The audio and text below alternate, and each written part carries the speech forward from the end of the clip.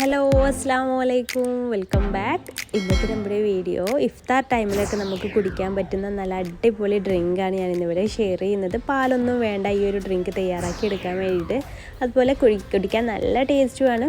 ഈ ഒരു സമയത്തൊക്കെ, ഈ ഇഫ്താർ സമയത്തൊക്കെ കുടിക്കാൻ വേണ്ടിയിട്ട് നല്ലതാണ്. നല്ല ഹെൽത്തി ആയിട്ടുള്ളൊരു ജ്യൂസ് റെസിപ്പിയാണ് ഞാൻ ഇന്നിവിടെ ഷെയർ ചെയ്യുന്നത്. അപ്പോൾ ഇതെങ്ങനെയാണ് റെഡിയാക്കി എടുക്കുന്നതെന്ന് കണ്ടു നോക്കാം. അപ്പോൾ നമ്മൾ ഈ ഒരു ജ്യൂസ് ഇവിടെ റെഡിയാക്കി എടുക്കുന്നത് ചിക്കു വെച്ചിട്ടാണ്. സപ്പോട്ട എന്നൊക്കെ പറയുന്ന നമ്മുടെ സ്വന്തം ചിക്കു വെച്ചിട്ടാണ് ഈ ഒരു ജ്യൂസ് റെഡിയാക്കി എടുക്കുന്നത്. ഇത് ഹോം മെയ്ഡ് ആയിട്ടുള്ള ചിക്കു തന്നെയാണ് കേട്ടോ.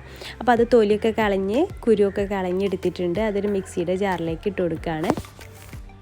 ഇനി അതിലേക്ക് 2 ഏലക്കായുടെ സീഡ്സ് ഇട്ട് കൊടുക്കുന്നുണ്ട്. അപ്പോൾ നിങ്ങളുടെ കയ്യിൽ ഏലക്കായുടെ പൊടിയാണ് ഉള്ളതെന്നുണ്ടെങ്കിൽ അതൊരു 1/4 ടീസ്പൂണ് ചേർത്ത് കൊടുത്താലും മതി കേട്ടോ. പിന്നെ അത് കഴിഞ്ഞിട്ട് നമുക്കിതിലേക്ക് പാലിന് പകരമായിട്ട് നമ്മളിതിലേക്ക് ചേർത്ത് കൊടുക്കുന്നത് തേങ്ങാപ്പാലാണ്. നല്ല കട്ടിയുള്ള ഒരു 2 ഗ്ലാസ് തേങ്ങ. ഇപ്പോൾ ഇത് വലിയൊരു കപ്പാണ്. അപ്പോൾ ഇതിൽ 2 ഗ്ലാസ്സൊക്കെ കൊള്ളൂ കേട്ടോ.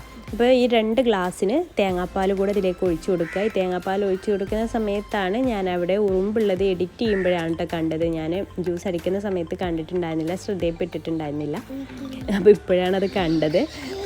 പിന്നെ അതിലേക്ക് ഒരു 3 ടേബിൾ സ്പൂണ് പഞ്ചസാര കൂടെ ചേർത്തിട്ട് നന്നായിട്ടൊന്ന് ബ്ലെൻഡ് ചെയ്തെടുക്കുക. അപ്പോൾ നമ്മുടെ ജ്യൂസ് റെഡി ആയിട്ടുണ്ടെങ്കിൽ നമുക്ക് സെർവ് ചെയ്ത് കഴിക്കാൻ മാത്രമേ ഉള്ളൂ.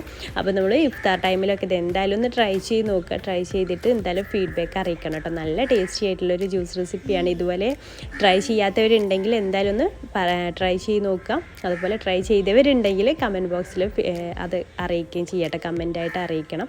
ആരൊക്കെ ട്രൈ ചെയ്ത് നമുക്കറിയാമല്ലോ.